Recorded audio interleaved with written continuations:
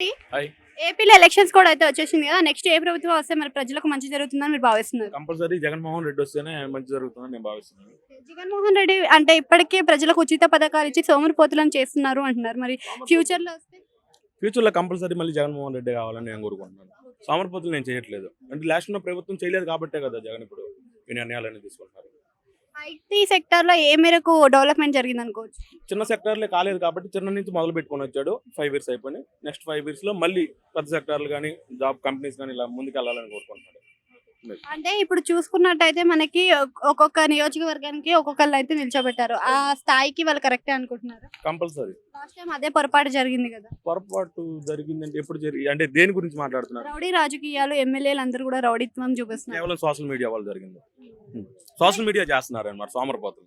ఏదైతే మాట్లాడుతున్నారో దాన్ని కన్వే చేయకుండా డైరెక్ట్‌గా వేయకుండా ఏదో ఎడిట్ చేసి వేస్తున్నారు కాబట్టి సోషల్ మీడియా వల్లే ప్రజలు చెడిపోతున్నారు.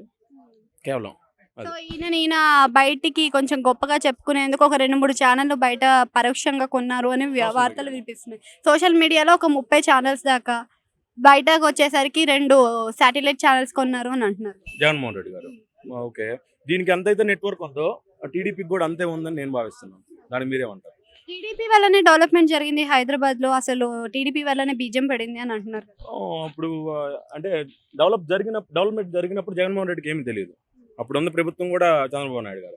మరి అప్పుడు వాళ్ళు ఏం చేశారు డెవలప్ జరిగేటప్పుడు? మరి దీన్ని వదిలేసి మాకు తెలంగాణకి ఇటు ఇచ్చేసి మాకు ఆంధ్రప్రదేశ్ మాకెందుకు ఇచ్చారు? ఆ చెడ్డ పేరు మాకెందుకు తెచ్చారు? అంటే జగన్ పరిపాలనలోకి వచ్చాక రాష్ట్రం అప్పుల పాలలో కూరుకుపోయింది అని అంటున్నారు. లేదు, మొన్నే కరుణ్ నాయరా ఎవరో రాజ్యసభలో చెప్పారు. జగన్మోహన్ రెడ్డి వచ్చాక ఇప్పుడు కొంచెం మెరుగైంది లాస్ట్ ప్రభుత్వం కన్నా అనేసి.